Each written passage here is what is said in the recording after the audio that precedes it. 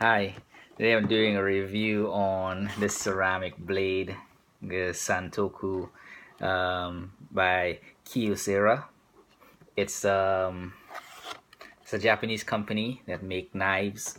They also do aeronautical and space ceramics and things like that for space travel and whatnot. Um, it's a Japanese-based company, and this year they were rated with 2015 the number one ceramic cutlery among the ceramic blades. And I picked this up. It's a 5.5 inch blade from Williams Sonoma, but it was like almost $50 for this knife. So it's not cheap considering the size.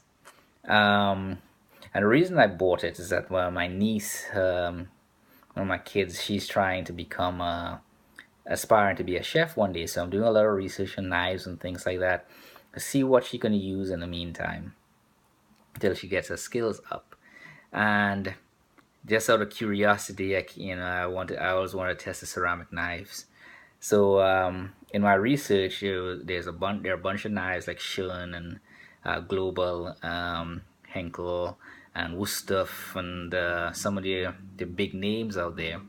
Um, but she really isn't ready for those levels of knives because they are expensive, and she's not mature enough to really maintain some of them, especially white steel knives, which is what most of the Japanese knives are made of. And of course, stainless steel is a little easier. In my research, a lot of the knives, I even looked up Ken Onion's knife, which is what I like, that one, with that DB1N steel that they use for the Sky series. Um, but there's nothing online where professional chefs are using those. So they're mainly the Japanese knives being used. So, but I bought the ceramic just to check it out. It does cut like razor. As I say, I cut up paper, all that stuff is well and good. I actually tested it against a knife that I normally use, which is a Dexter, which is a professional chef knife. I use professional. I guess it sells at Restaurant Depot, so a lot of professions use it in the kitchen as well. That one is about a little over a year old. It's not really well maintained. I hone it from time to time, but you know, so it's not like it's new out of the box. When it was new, it felt sharp to me.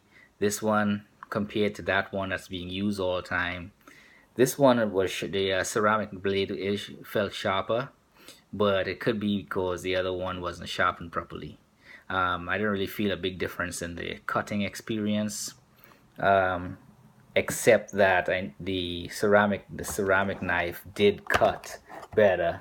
For the ripe papaya, I cut a piece of ripe papaya, and this one did well. I mean, it was much sharper. It cut under its own weight and all that. But when I'm cutting it with both, it didn't really make a difference to me. Um, but for my child, based on my research, I came across the Victorinox knives, and they seem to be on par with some of the more exotic knives, including the Kramer by Henkel's knife. That one, even though it was a little bit sharper in duration with against the Victorinox knife, it wasn't that big of a difference as it was in price. So I bought her that set, and I also got me the Dal Strong ceramic knife. And the reason I bought that one online, and that's an 8-inch knife, chef's knife, but it got a knife set, so it's coming with some other things, but I don't know what. But it only cost $40. This little this little knife from a Kyocera costs more than that knife. But I prefer that knife because it's black, it's shiny. Whereas the store, this is all they had. They didn't carry the other ones in them. But the Dial Strong, is shiny black. And the warranty, I think, is better than what Kyocera this knife has. When I looked at the compared to warranty, Kyocera is let me Kyocera is limited warranty, limited lifetime warranty, and whereas the Dial Strong is lifetime warranty. And when looking at the Kyocera's loopholes, a lot of the loopholes that describe abuse, it'll be very, very difficult to prove that it wasn't abuse, even if it wasn't any abuse. So, with that hassle, where there's so many loopholes concerning the blade, where they would not replace it, I just find it's more economic to go with the Dial Strong. When that knife comes, I'll do a comparison with between that one and this Kyocera knife, Sandoku knife. And while I was at the store, I got an opportunity to hold the Shun Fuji knife, a Sandoku knife. It's a forged knife, and it looked like it was forged in Damascus steel type, and that knife is amazingly sharp. It was intimidating to touch the edge of that one. It felt sharper than this ceramic knife, and this ceramic knife supposed to be like twice as sharp as any steel knife, but it felt sharper.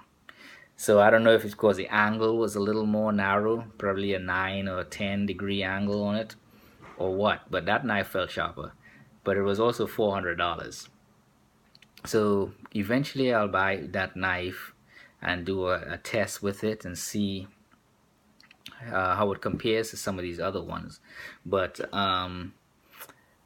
for now, this one is fairly sharp. It cut well, as expected, because it's new. When I will post the other videos when I do the comparisons between the Victorinox, the Kyocera, and the Dial Strong. There are no videos online putting the Dial Strong up against the Kyocera, so I'll be putting one of those up. And I'm not a professional chef. I'm not even a great cook, but I do take tools very seriously, especially the right tool for the right job. So I should be able to have some insight. Leave a comment down below, ask questions if you have any, like the video if you like it, and subscribe. And look forward for the other videos that I'll be posting comparing the ceramic knives, as well as later on the Shun Fuji knife. You all have a good day.